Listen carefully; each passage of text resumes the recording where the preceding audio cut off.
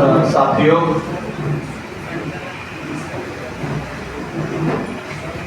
सभी महापुरुष एवं सभी महामाताओं को सबसे पहले मैं अभिवादन करना चाहता हूं और मंच पर उपस्थित सीनियर हमारे कार्यकर्ता माननीय मांझी सर और उपस्थित सभी वक्तागण, इनको भी मैं स्वागत करना चाहता हूं इस मंच पर। संगठन के माध्यम से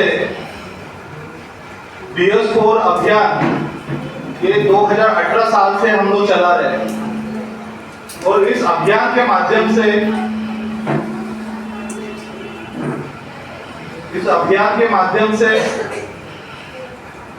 हम जो महत्वपूर्ण कार्य जिसका इफेक्ट जो है देख रहे हैं कि आज देश के कोने कोने में संविधान के ऊपर चर्चाएं हो रही है और जो हमने दबाव और प्रभाव समाज में निर्माण किया है, इस दबाव और प्रभाव को ध्यान में रखते हुए राजनीतिक दलों को भी संविधान के मुद्दों पर ला खड़ा कर दिया है। तो हमारे समाज में ये प्रश्न होता है कि जो हम विषय लेते हैं या जो हम कार्य करते हैं तो इसका कोई प्रभाव होता है क्या? तो हम आज ये देख रहे हैं कि जो पॉलिटिकल पार्टी बाबा साहब आंबेडकर को संविधान सभा में चुनकर भेजने के विरोध में थी, उस पार्टी को आज संविधान की किताब हाथ में लेकर शपथ लेनी पड़ रही है। तो ये इस अभियान का अचीवमेंट है। तो हमारे काम का इफेक्ट दिखता है, हमारे काम का इफेक्ट दिखता है। तो हमारे पूर्व इस जो सत्र था उसमें हमारे अध्यक्षता करने पुष्पराज देवले सर ने भी बताया कि ये जो उनके ऊपर जो दबाव निर्माण हुआ है, उस दबाव के तहत वो संविधान की किताब हाथ में लेके है, लेकिन संविधान उनके मन के अंदर है या नहीं है, ये मूल्यों बहुजन समाज के लोगों ने ध्यान में रखना है कि आज की परिस्थितियों को नजर में रखते हुए उन्होंने हमारी भाषा बोलनी शुरू कर दी है। तो जो आज का विषय है, मूल्यों बहुजनांच्या सामाजिक अभिसरणाद्वारे राष्ट्र उभारणी शक्य आहे। तो यह अभियान जो चल रहा है BS4 अभियान, इस अभियान के अंतर्गत हमने ये जो विषय लिया है, तो प्रस्तावना करते वक्त हम ये क्यों प्रस्तावित किया जाता है कि हमारे जो वक्ता इस विषय पर अपने विचार प्रकट करने वाले हैं, उन वक्ताओं को यह ध्यान में रहे कि हमारा विषय क्या है और वो विषय के साथ में अपने विचारों को प्रकट करते रहे ताकि एक दायरा बना थे। तो हमारे संगठन के माध्यम से हमने जो विषय रखा है, मूल्यवासी बहुजन समाज के सामाजिक अभिसरण के माध्यम से ही राष्ट्र का निर्माण हो सकता है। तो इस विषय को हम अगर डिफाइन करें, तो इसमें मूल्यवासी बहुजन समाज के अभिसरण के माध्यम से यह विषय यहाँ पे रखा हुआ है।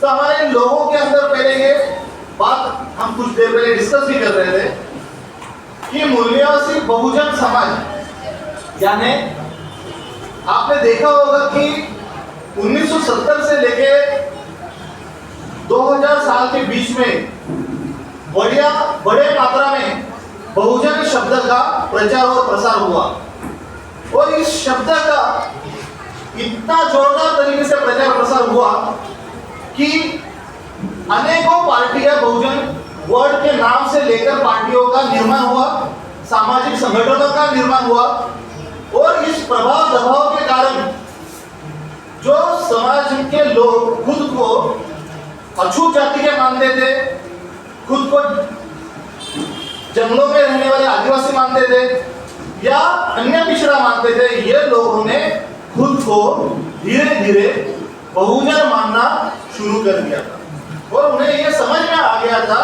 कि इस देश में जो शेड्यूल कास्ट, शेड्यूल ट्राइब और ओबीसी है, ये इस देश का बहुजन है।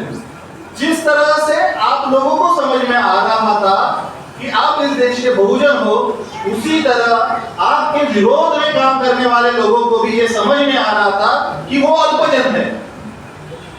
तो ये जो शब्द है ये दूधारी तलवार के जैसे शब्द है, यानी अपनों को साथ में लाने वाला और शत्रु को इशारा देने वाला शब्द है। तो आपको पता ये चल रहा है कि हम इस देश के बहुजन होने के कारण इस देश की संसाधन जो है इस पर हम बहुजनों का मेजॉरिटी स्टेक से यानी सबसे ज्यादा अधिकार हमारा होना चाहिए या है। तो ये जो हम आंदोलन चलाया बहुजन समाज के माध्यम से, इससे धीरे धीरे शेड्यूल ओबीसी का ध्रुवीकरण यानी पोलराइजेशन होने की प्रक्रिया शुरू हुई और इस प्रक्रिया के माध्यम से राजनीतिक प्रभाव निर्माण होने की प्रक्रिया शुरुआत हुई और हमारे विरोध में काम करने वालों को यह पता चला कि अगर ये बहुजन आइडियोलॉजी के अंदर संगठित हो गए तो हमें कुर्सी खाली पड़ सकती है। अगर हमें कुर्सी खाली पड़े, अगर खाली करनी पड़े तो 5000 सालों से जो हमें आदत लगी है कुर्सी पर बैठने की, मलाई खाने की आदत पड़ी है, लोगों का खून चूसने की आदत पड़ी है, उनका शोषण करने की आदत पड़ी है, उस आदत को हम तो ऐड खाऊआ है, हमें मराठी बोलते ऐड खाऊआ है, हमें आइता खाना रहे। तो जो हम बिना काम करके खाने की आदत है वो हमें छोड़नी पड़ेगी और इनको सत्ता में लाना पड़ेगा, इनको साधन संपत्ति देनी पड़ेगी। इस डर के कारण उन्होंने बहुजन शब्द का समाज में जो विचार सामाजिक संगठनों के माध्यम से दिया गया था कि शेड्यूल कास्ट, शेड्यूल ट्राइब और इनसे धर्म परिवर्तित जो लोग हैं यही इस देश के बहुजन है। ये बहुजन जो शब्द है हमारे कुछ लोगों को जो स्टडी करते हैं उनको आक्षेप भी हो सकता है। बहुजन ये शब्द जो है ये क्वांटिफाइबल वर्ड है। क्वांटिफाइबल है ना, क्वांटिटी को दर्शाने वाला शब्द है, संख्यात्मक शब्द है। ये संख्या को बताता है। ये किस चीज की संख्या बताता है? ये उस चीज की संख्या बताता है कि कौन है बहुजन इस देश में।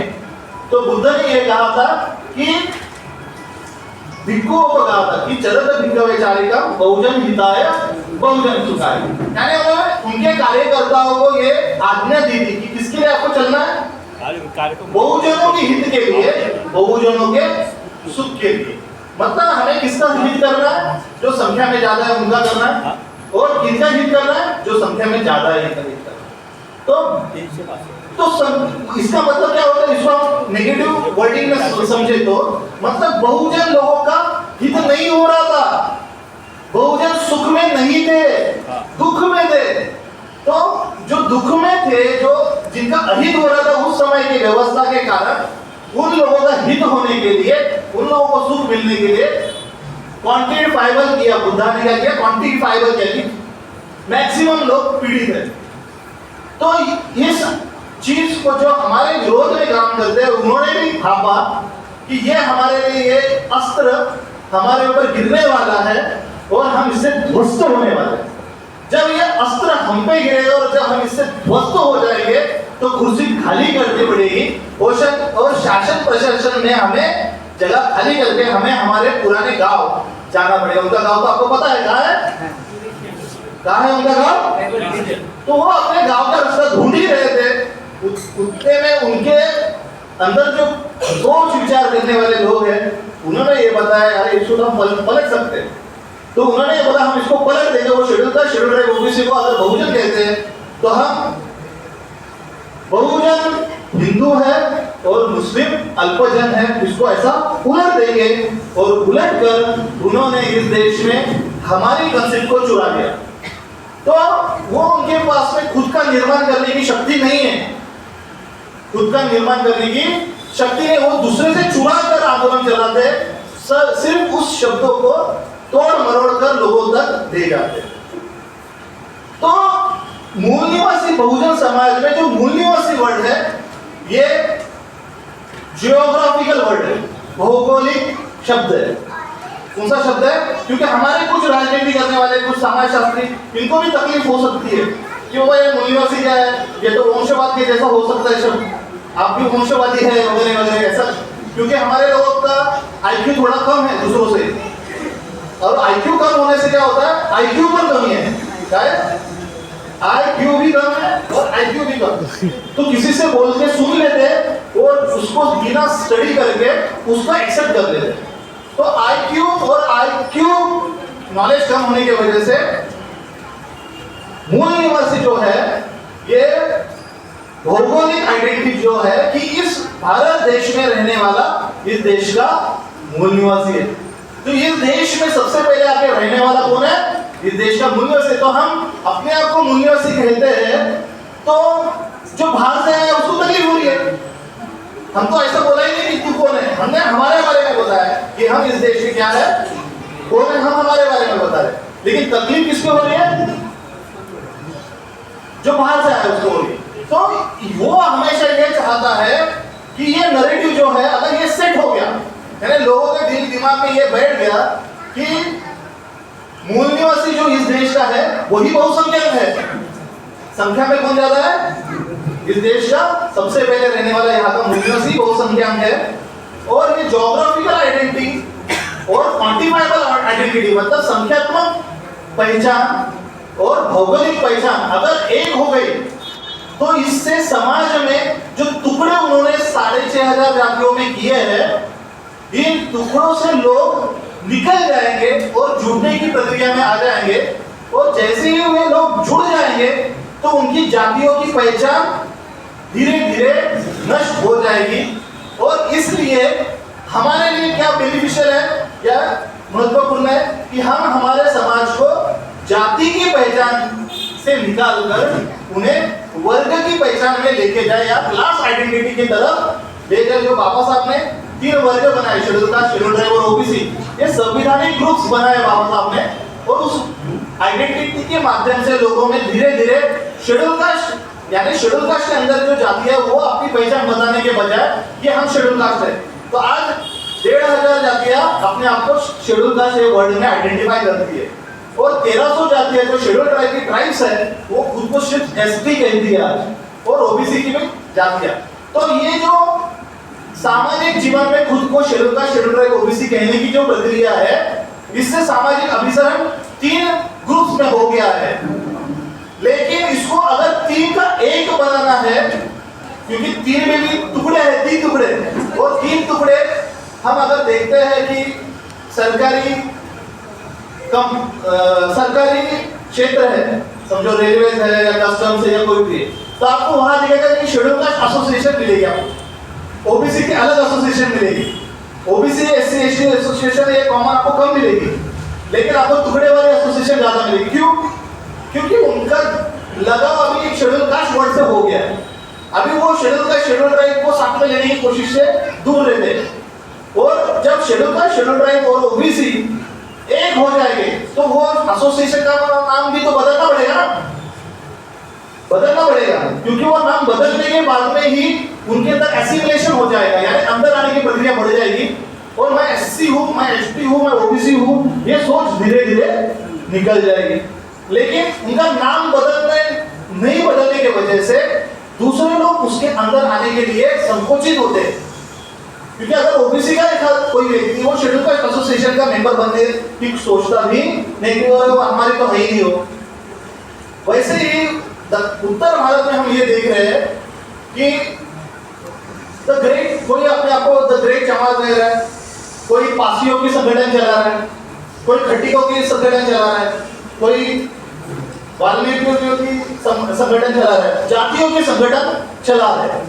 तो इस वजह से क्या होता है, तो हमारा शत्रु उनके संगठनों को हवा देता है कि तुम महान हो, और फेसबुक पे वीडियो चलाओ और गाने चलाओ, उनके लीडर्स को वो पैसे या प्रसिद्धि के माध्यम से उनको आगे हवा देता है, ताकि उसकी जाति का संगठन बड़ा हो जाए, सामाजिक संगठन छोटा हो जाए, दूसरे समाज के लोग उस जाति के संगठन के साथ में जुड़ाव ना करें। तो ये प्रस्तावित हम ये इसलिए करना चाहते हैं कि इसको तोड़े कैसे। हमारा अभिसरण, हमें लोगों के अंदर एसिमिलेशन बढ़ाना है, हमारे साथ में लोगों को जोड़ना है, जोड़ते वक्त उनकी पहचान हमें धीरे धीरे नई पहचान की तरफ लेके जाना है। ये मूल्यों से बहुजन शब्द जो है ये ट्रांजिशन फेज में चलने वाला शब्द है और ये धीरे धीरे जिस तरह से आज आपने देखा होगा कि समाज में, एक एग्जांपल के तौर पे मैं देना चाहूंगा कि जिस तरह से लोगों में हिस्टोरिकल फाइंडिंग्स बढ़ रही है कि किसी भी शब्द का ऐतिहासिक प्रमाण हमारे लोग पूछ रहे, तो लोगों ने सवाल पूछना शुरू कर दिया कि भाई ये आप बता रहे हैं जो हिंदू धर्म करके आप बताना चाह रहे हैं, ये शब्द तो कोई वेद में नहीं, पुराण में नहीं, कहीं पे भी नहीं है। भाई ये अगर कहीं पे भी नहीं है तो ये धर्म कहाँ से आया, कब आया, क्वेश्चन क्रिएट हुआ। तो लोगों ने ढूंढ के निकाला कि ये शब्द जो है ये भारतीय शब्द ही नहीं। जब शब्द ही भारतीय नहीं तो धर्म कहाँ से भारतीय हो गया भाई? तो वो तो पारसी पर्शियन डिक्शनरी में, गयावंशुदा डिक्शनरी में उसका अर्थ दिया हुआ है, उन जो हारे हुए लोग हैं, पराचित लोग हैं, उनके लिए वो यूज हुआ है। तो अगर जब ये चीज आप प्रचारित कर रहे हैं या आप लोगों को समझा रहे हैं या समाज में ये शब्द के बारे में सोच विकसित हो रही है, तो तुम्हारा जिसने ये शब्द को 1990 से लेकर अभी तक इसकी मलाई खाई है, ये शब्द के माध्यम से क्या खाई है उन्होंने? राजनीतिक, सामाजिक, आर्थिक, धार्मिक मलाई उन्होंने खाई ना ये शब्द से, तो उनके लिए समस्या खड़ी कर दी आपने। तो अभी इस समस्या से खुद को छुटकारा करने के लिए मेरे कोई दोस्त लोग भी है, हम लोग रोज जिनके साथ में खाते बैठते, तो वो बोलते यार ठीक है यार वो नहीं है, हम ठीक है तो सनातनी तो है ना, हम कौन है? हम सनातनी हिंदू है। तो वो भी लोग खुद को ट्रांजिशन पे डाल रहे हैं, मतलब हिंदू वर्ड को अभी ये आने वाले 10 साल में ड्रॉप कर देंगे। क्या कर देंगे?